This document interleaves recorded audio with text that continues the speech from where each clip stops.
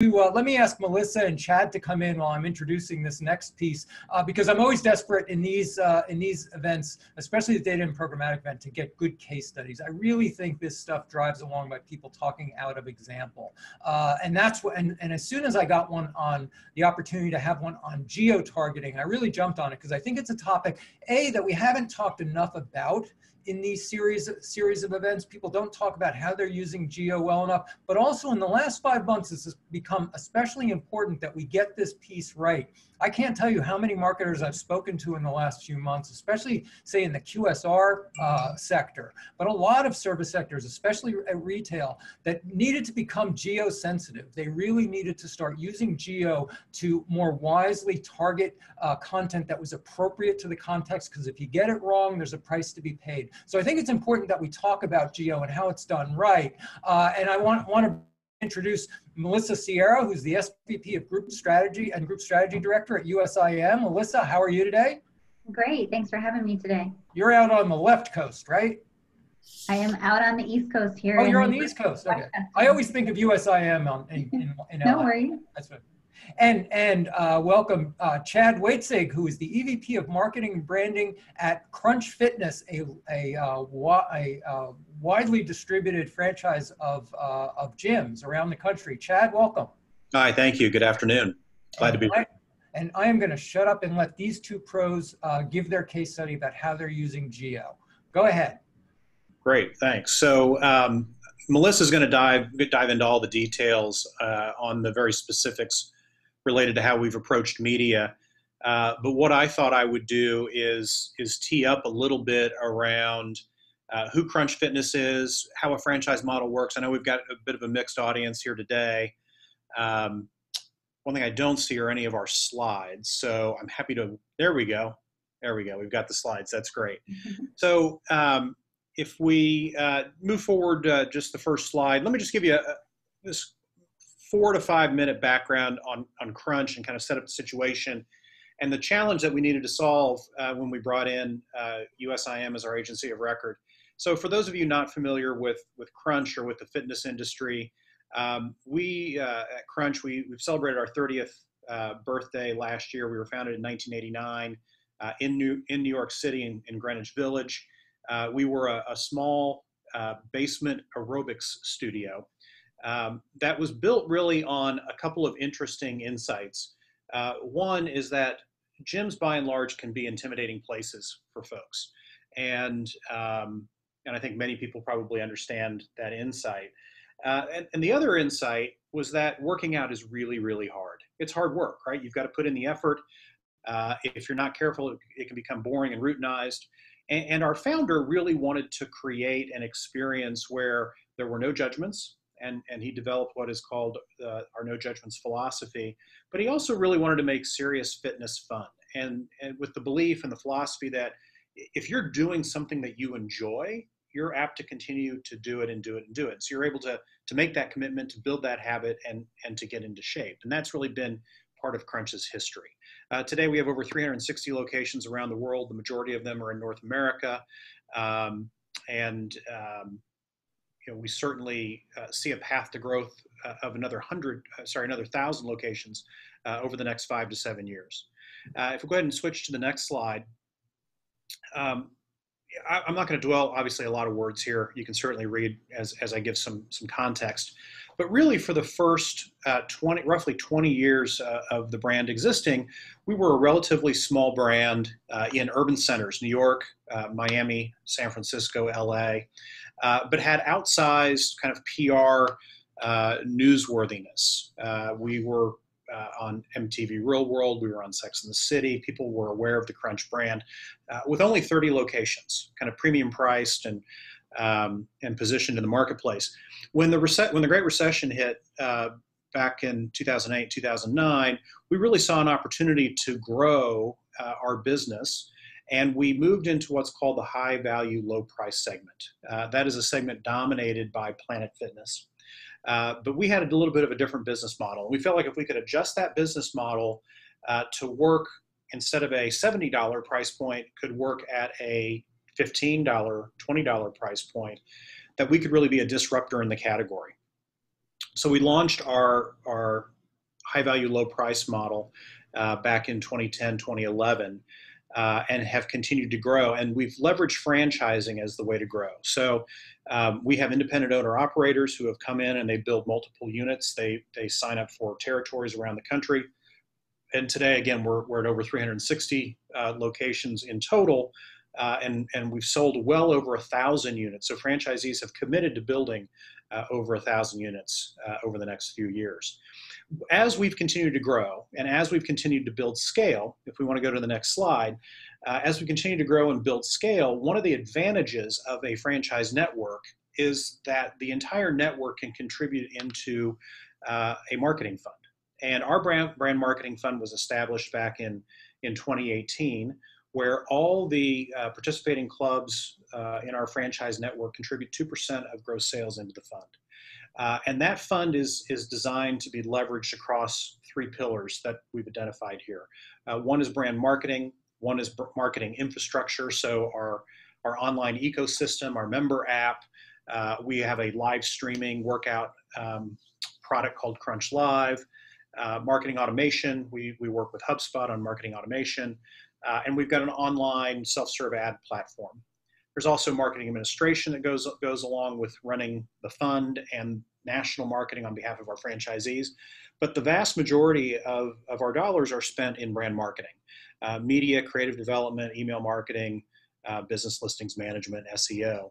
And we were looking for a partner that could help us leverage these brand marketing funds and our media dollars in a business that is super hyper local. So I think 2 things I'd want you to take away before Melissa dives into the details is that the gym business is hyper local. At most, 85, 90% of your members are going to live at most 10 minutes, live or work 10 minutes from the gym. So in a downtown urban area like New York City, that's a 10-minute walk. And if you're in Appleton, Wisconsin, a 10-minute drive might be very different than a 10-minute drive in Orange County, California, right? So it's all dependent upon traffic and whatnot. But that 10 minutes tends to hold true. So we really, in many respects, are the epitome of hyperlocal. And so being able to geo-target our messaging and to get the messaging right, both in terms of copy strategy, but media strategy, we were looking for a partner to do that. So we brought on USIM a little over a year ago, and they've been immersing themselves in our industry and our category, and have brought a lot of kind of innovative thinking to how we approach national marketing. Now, in addition to the 2% of gross revenue that's contributed to the brand fund that we spend back on behalf of our franchisees will also spend somewhere in the neighborhood of 7% of gross sales on local marketing. So not only are we trying to leverage our scale where we can, but we're also having our franchisees spend locally, and USIM helps out with a number of our franchisees on that front as well. And so that'll include things outside of just the digital realm. It will also include things like out of home. It could be local TV, local radio. We also do quite a bit of direct mail still to this day in this category. So that's a little bit about Crunch and kind of teeing up the opportunity. And Melissa, if you want to take it from here, and I'll dive in where necessary. Sure. So if you want to go to the next slide. As Chad mentioned, we noticed pretty quickly we needed to be pretty efficient with the dollars that we had at hand with the brand marketing fund and what that meant for the individual franchisees. So we implemented what we call a fair share model. That's based on the revenue contribution. It's based on competitive threats, whether it's a new or maturing gym, and whether it's located within an urban, suburban, or rural community. And through that, we were able to create customized trading zones. So previously, the other agency was running a 5 to 10 mile radius, but in order for us to be hyper local and really being proactive within the market spaces and identifying with the right consumers, we needed to create these custom trading zones that would deliver the most advertising impact in converting our customers. And through that, we showed a 90% trading zone accuracy with individual trading zones for over 300 plus gyms. Next slide.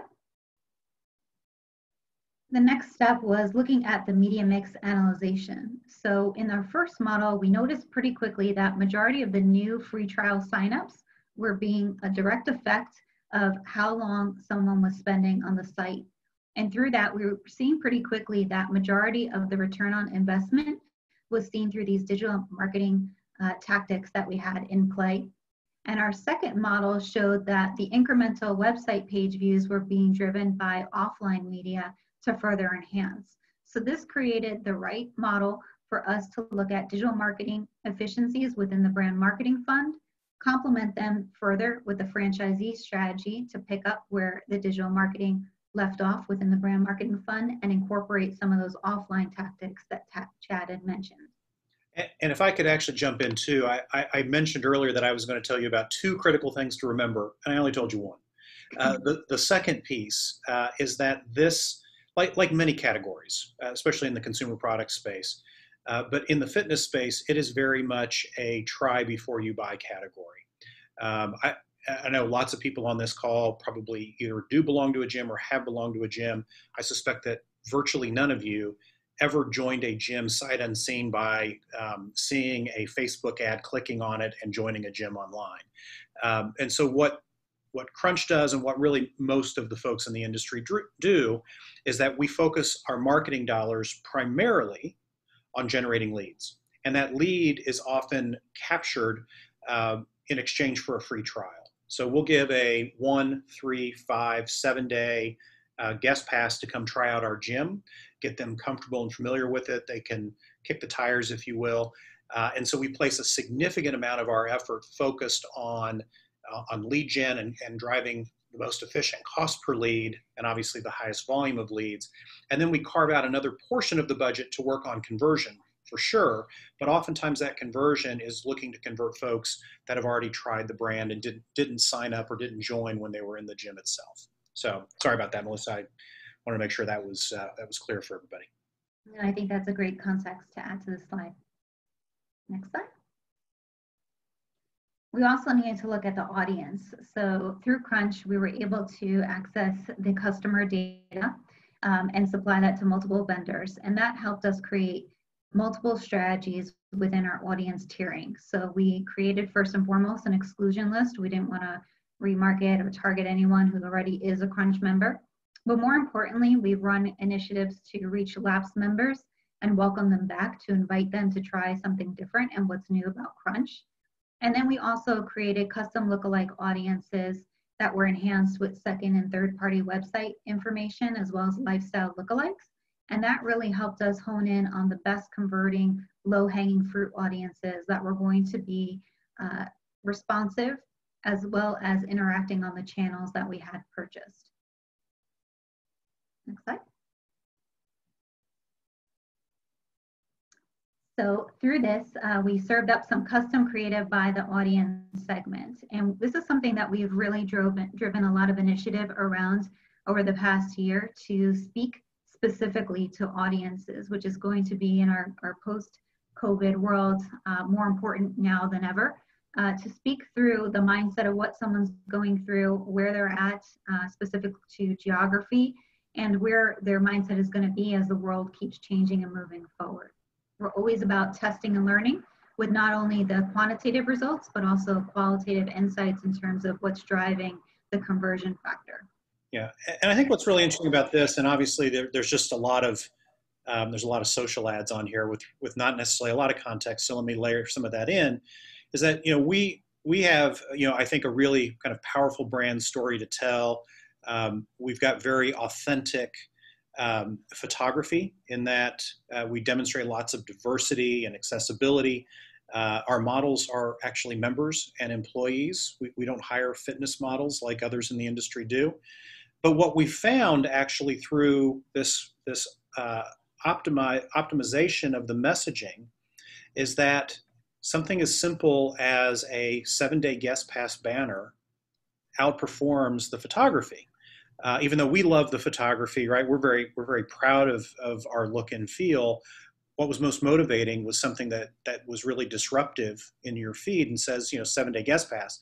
In fact, then we moved from testing the guest pass in this kind of orange to red gradient to this kind of purplish red gradient, and found it performed even better. So, we're going to continue to be a little bit creative agnostic, as long as it remains in our voice. but creative agnostic to drive the best overall performance and results. Next slide.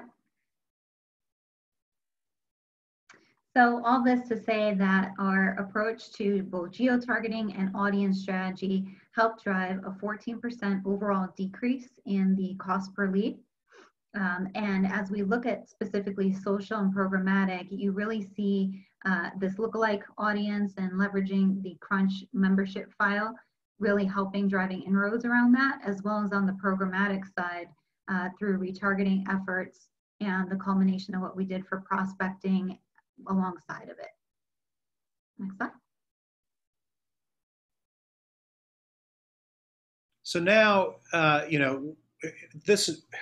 what's so interesting is that we were hitting a really good rhythm with the mix of local marketing, national marketing supported by the brand fund. USIM had been doing all of this optimization and work over the last year, and really we had things dialed in really well. And then March of 2020 hit, the pandemic hit, and as you know, gyms, like many other businesses, were shut down completely. And so we were shut down and out of business from about the middle of March through the end of May globally. In June and July, we saw roughly about 50% of our gyms being given permission to reopen.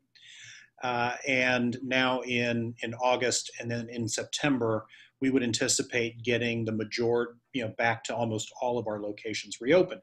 And so that certainly may change the way in which we approach media strategy, and we're still trying to learn our way through that, but it certainly has changed our approach to messaging strategy. And so where we were really focused completely on our brand promise of making serious fitness fun and having that come through in all of our marketing elements, now it's really about safety, security, what we're doing to ensure that folks can work out in an environment that mitigates or minimizes any risk to COVID transmission.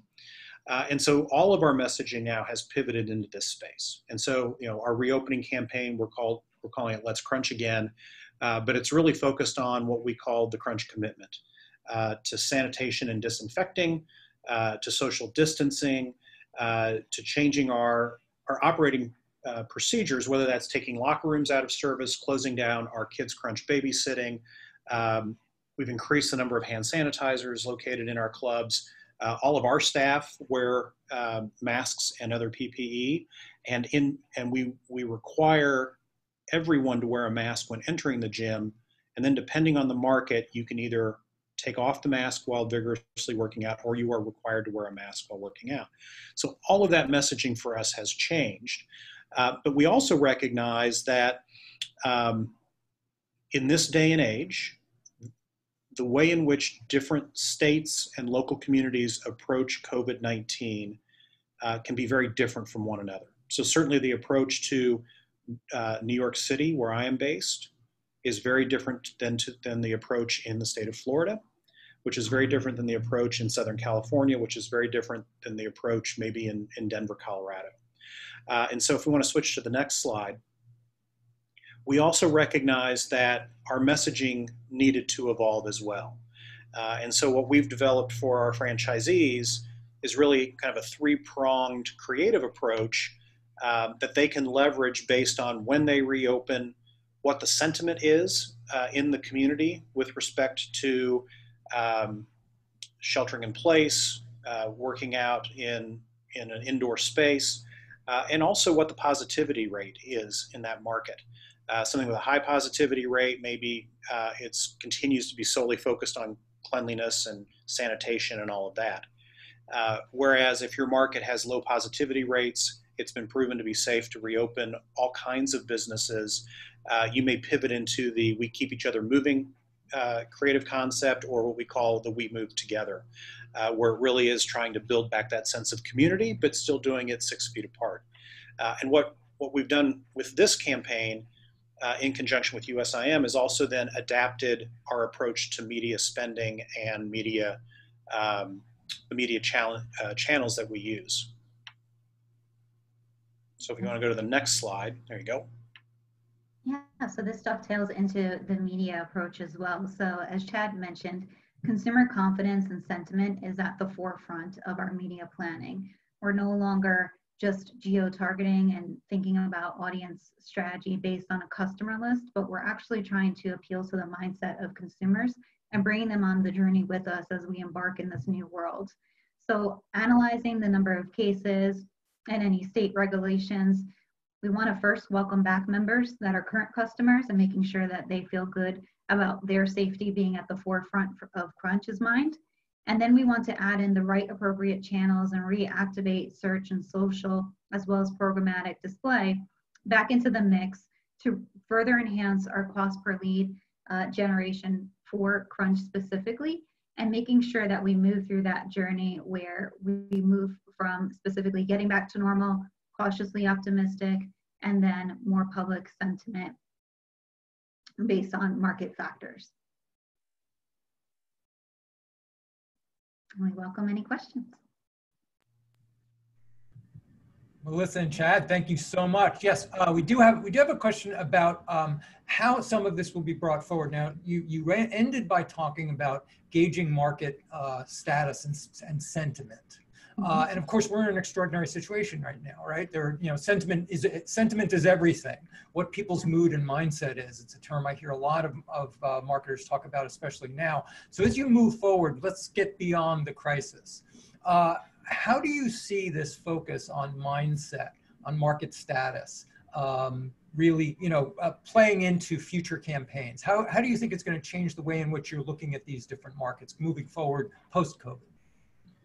Well, and I'll let Melissa chime in as well. Look, it is certainly uncharted territory, without a doubt.